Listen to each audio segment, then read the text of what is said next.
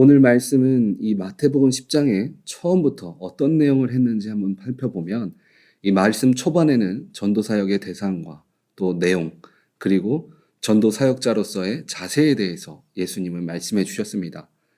그리고 오늘은 전도 사역자로서의 제자들이 받게 될 앞으로 그들이 걸어가면서 경험하게 될 핍박과 고난에 대해서 말씀해 주고 계십니다. 오늘 말씀은 전도자에게 향한 말씀이지만 이것은 예수님을 나의 구주로 믿겠다라고 결단한 모든 사람에게 동일하게 적용되는 그런 말씀입니다.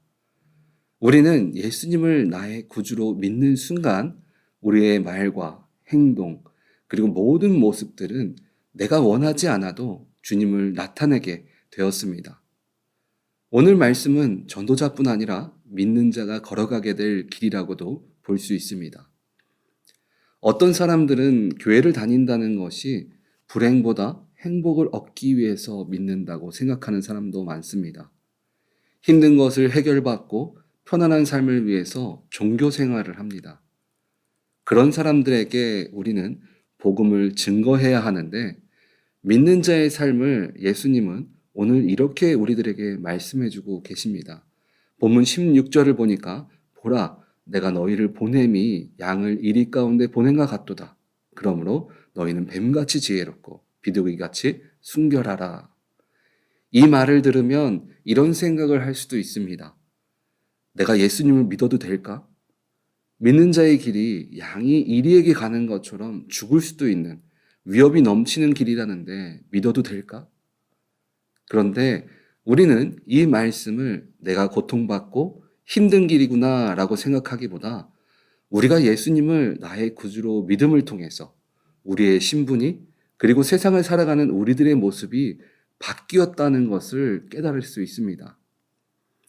이전에 예수님을 알지 못했을 때는 마치 오늘 말하는 이와 같이 죽음과 위협이 있는 곳에 그것이 잘못된 것인지도 모르고 같이 살아갔었습니다.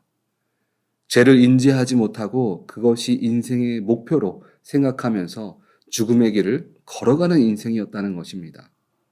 그런데 예수를 믿음으로 어떻게 변하였습니까?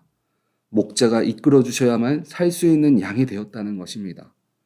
이제는 세상의 죽음의 길을 향해 앞도 모르고 가는 인생이 아니라 나를 푸른 초장으로 누이시는 그 목자를 나의 구주로 삼은 것입니다.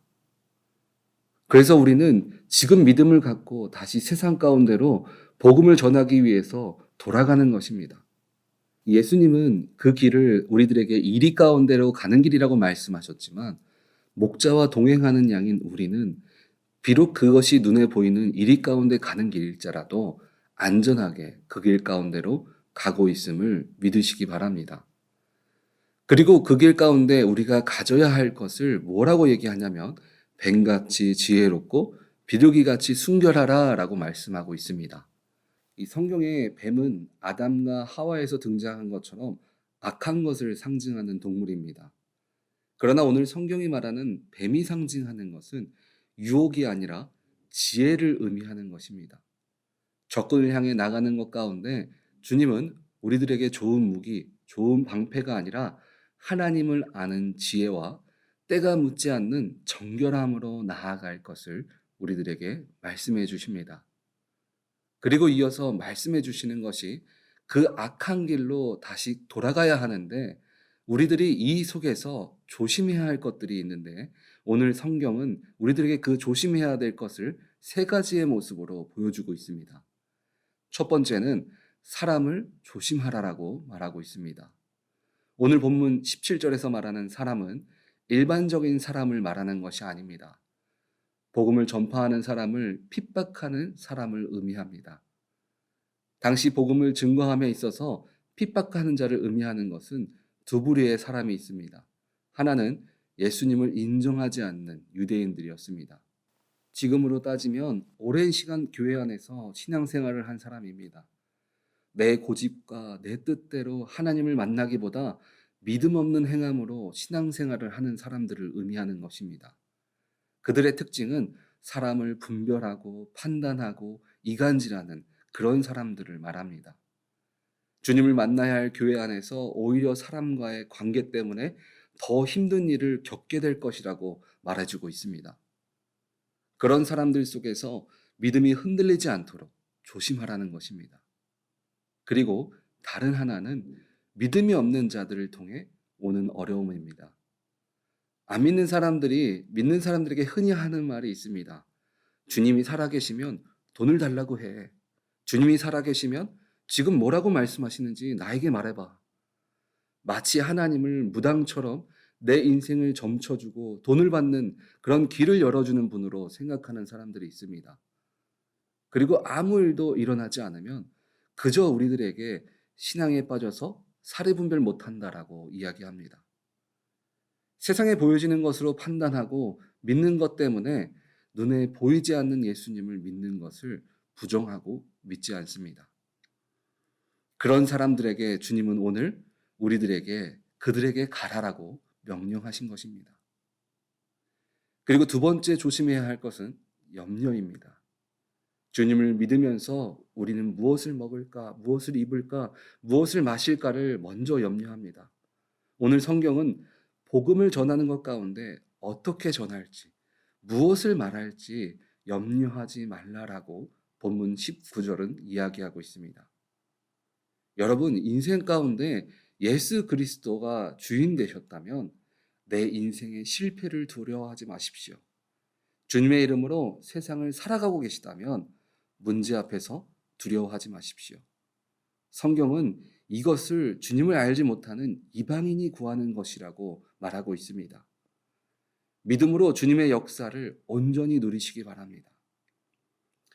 그리고 우리가 조심해야 할 세 번째는 사람들의 비방과 소문을 조심해야 합니다. 주님을 믿는다는 이유 하나 때문에 미움을 받을 때도 있습니다. 그리고 믿음의 공동체 안에서도 구설수에 오를 때가 있습니다. 사단은 우리가 주님께 더욱 가까이 그리고 주님의 일을 행할 때마다 우리들의 가는 길들을 가지 못하도록 환경과 그리고 사람을 통해서 우리들의 마음을 나약하게 만듭니다. 그때 우리는 일을 행하시는 주님을 끝까지 붙들고 나아가야 합니다. 오늘 예수님은 말씀을 통해서 어떤 사람들이 하나님의 일을 행할 수 있는지도 같이 말씀 가운데 말씀해주고 있습니다. 예수님의 제자들을 보면 이 세상이 말하는 성공하는 사람들의 집단이 아니었습니다. 그 안에는 낮은 직업을 가진 자, 주님의 말씀을 듣고도 주님 앞에서 배신할 자 등 여러 부분에서 부족한 사람들 뿐이었습니다. 그렇다면 하나님은 이런 사람들을 붙들고 어떻게 일을 행하라고 하셨습니까? 하나님의 일을 행해 나아가는 사람들이 준비되어져야 할 것 첫 번째는 흔들리지 않는 믿음을 갖는 것입니다. 주님은 오늘 우리가 비록 양이 먹이를 기다리는 이리에게 가는 것 같다고 하셨지만 그 가운데 우리를 인도하시며 보호하심을 믿으시기 바랍니다. 주님은 내 환경과 문제 앞에서도 흔들리지 않고 믿는 자가 되라고 말씀해 주십니다. 그리고 우리가 행하는 것이 아니라 주님이 행할 것이라고 말씀해 주십니다. 오늘 주님이 염려하지 말고 두려워하지 말라라고 말씀하신 이유는 바로 이것입니다. 내가 하는 것이 아니라 주님이 행하실 것이기 때문입니다. 대부분의 사람들이 주님의 영광을 나타내기 위한 삶을 살아가십시오라고 얘기하면 모세가 처음 주님께 부름받았을 때처럼 말합니다. 나는 말할 능력도 없고요. 도망자고요. 부족한 사람인데 제가 무엇을 할 수 있겠습니까? 하지만 하나님의 일을 행하는 사람은 우리가 아니라 성령님이 우리를 통해서 일하심을 믿으시기 바랍니다. 저는 사실 어릴 때부터 이 남들 앞에 서는 것을 굉장히 부끄러워하는 사람 중에 한 사람이었습니다. 사람들 앞에서 내 주장을 펼치고 새로운 사람을 만나면 무슨 말을 해야 되는지 항상 고민하고 또 새로운 친구들을 사귀는 것도 힘든 그런 사람이었습니다. 그런데 하나님은 저에게 말씀을 전하는 사역들을 행하라고 그런 사명자로 부르셨습니다.